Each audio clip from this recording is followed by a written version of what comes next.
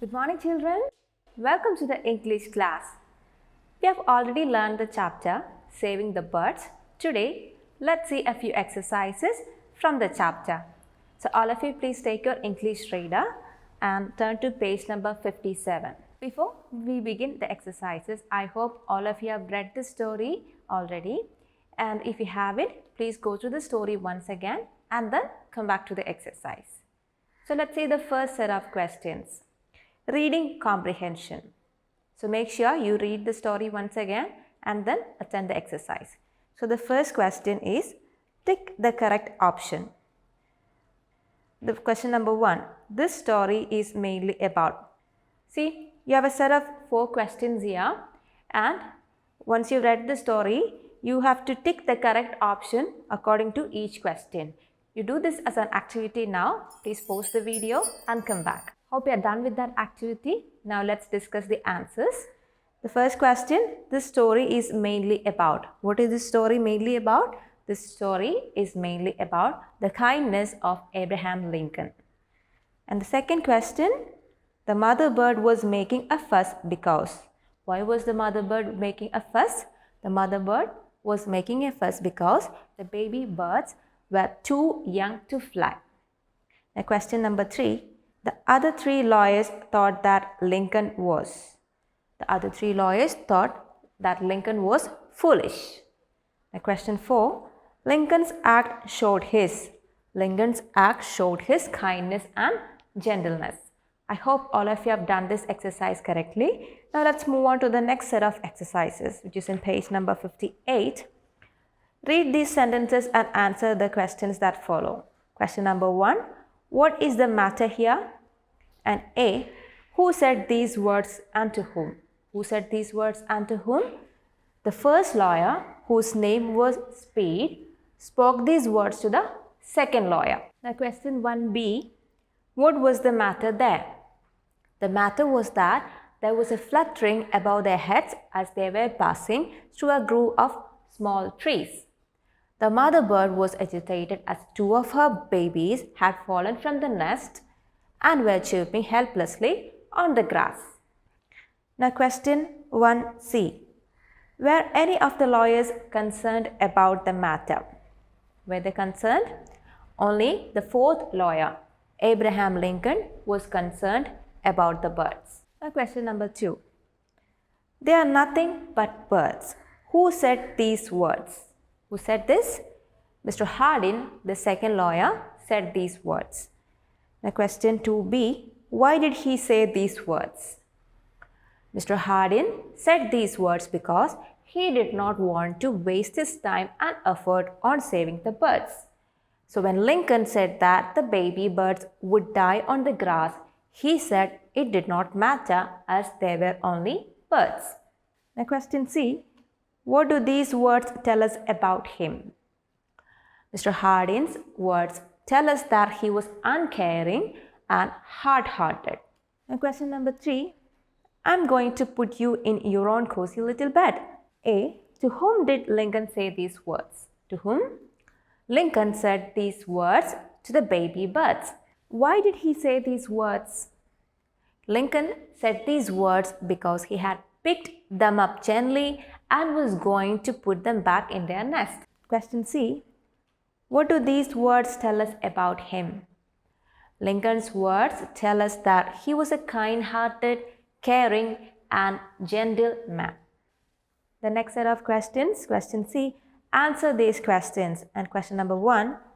Where were the 4 men going? Where they were going? The 4 men were lawyers and were going to the next town to attend court. Question number 2. Why were they going slowly? The lawyers were going slowly as it had been raining the previous night and the ground was very soft. They rode along one behind the other, for the pathway was narrow and the mud on each side of it was deep. What did they hear when they passed a grove of small trees? What did they hear?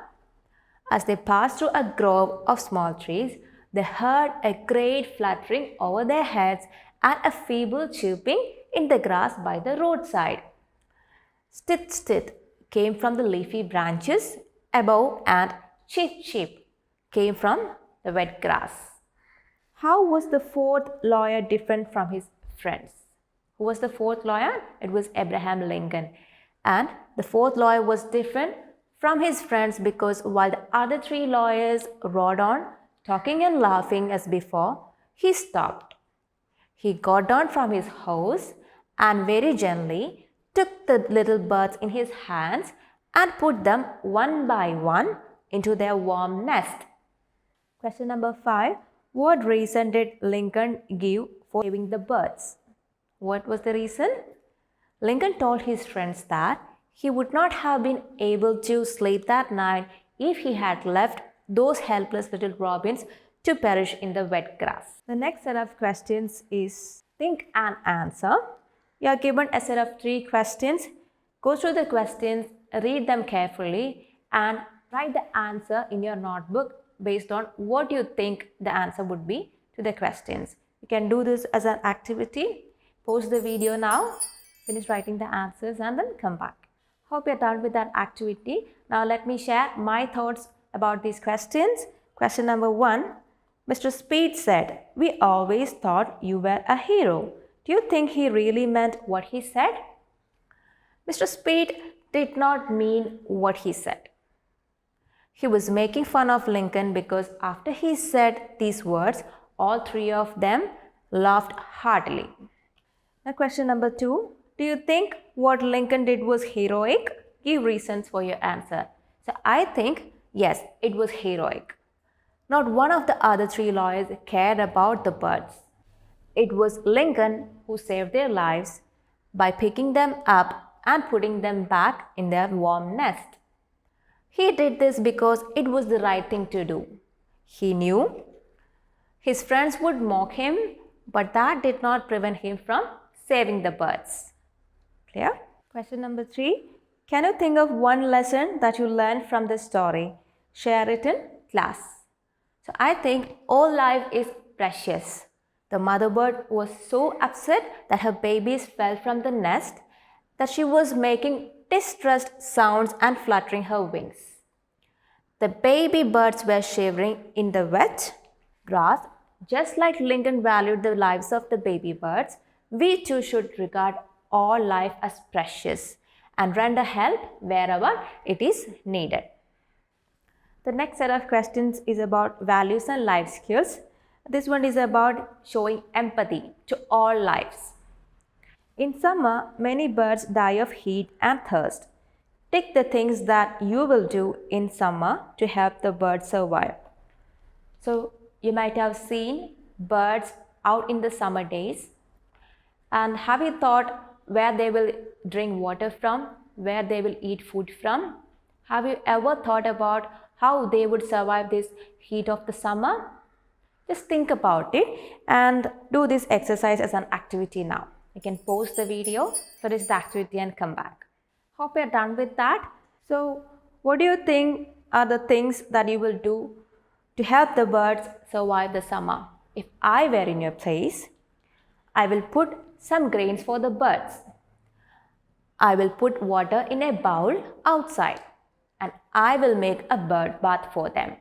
Do you have any other suggestions? Now, let's move on to the next set of exercise. Vocabulary.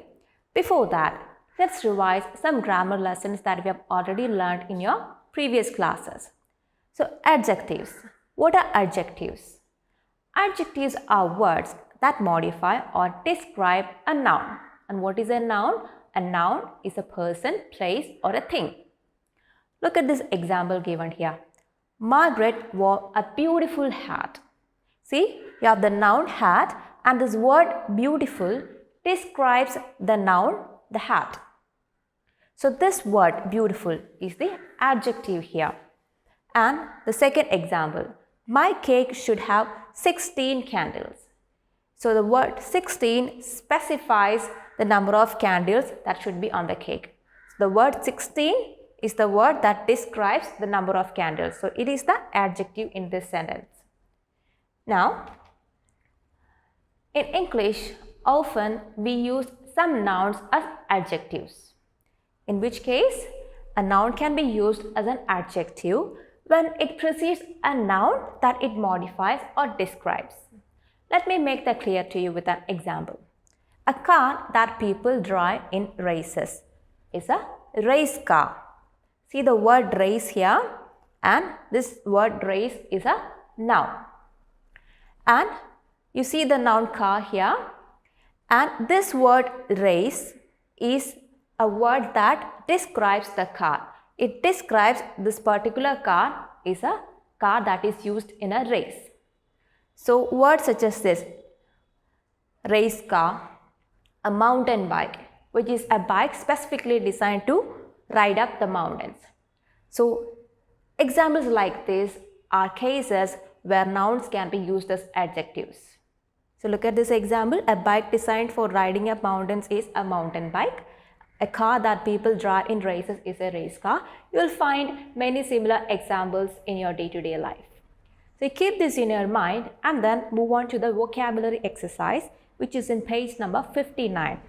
A couple more examples are given there. You read the sentences from the textbook. Abraham Lincoln was elected the 16th American president.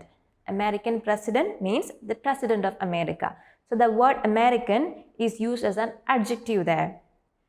In the second example, they rode along the country road. Country road means a road that goes through the country. So keep these examples in your mind. There is a crossword given below, and the clues for filling up the crossword is given on the right side of the page.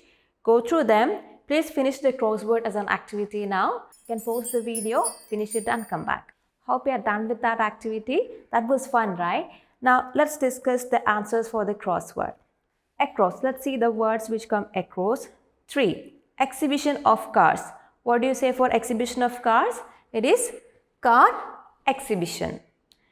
4. Jar to store coffee.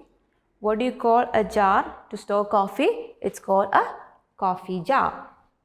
Now, question 5. A clock on the wall. What do you call it? It's a wall clock.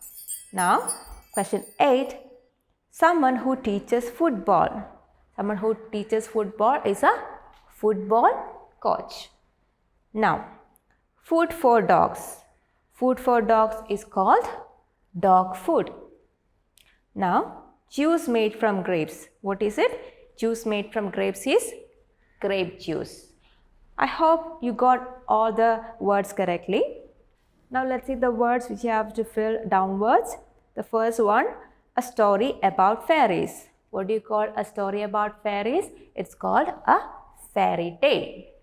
Now, 2, a shop that sells bicycles. What is it? A shop that sells bicycles is called a bicycle shop. Now, a stool to keep feet. What do you call it? A stool to keep feet is called a footstool. Now, the last one, a garden with flowers. What do you call it? A garden with flowers. A garden with flowers is called a flower garden. Clear? Hope you got all these correctly as well. Now, children, you have to go through the story and the exercises once again. And in the next class, we'll see the rest of the exercises from this chapter. So that's all for today. We'll meet in the next class. Until then, bye.